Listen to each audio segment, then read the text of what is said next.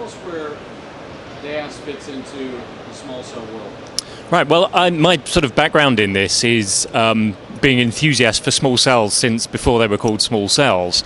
And I do that from an independent perspective as Director of Technology at Real Wireless, an independent wireless advisory firm.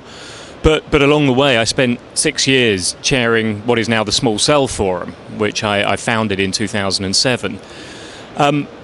Today, we're in a position where operators really understand that they need a method for densifying their network, and probably the most talked about way of doing that is through small cells, whether they be the metrocell outdoor variety or the indoor picocell and femtocell variety.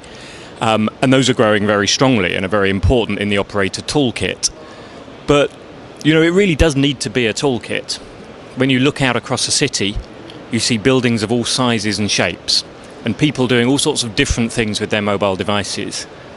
And the tools that the operator needs in the toolkit need to be as varied as that. They need different sizes and shapes of tools for network densification. So they may use outdoor metrocells in some places. In others, they may use some form of distributed antenna system. In others, still, they're going to be extending their macrocells over some Cloud RAN type of facility. So the great news from my point of view is that those tools are now existing and they're being developed fast. The challenge is making that cost in, making that decision.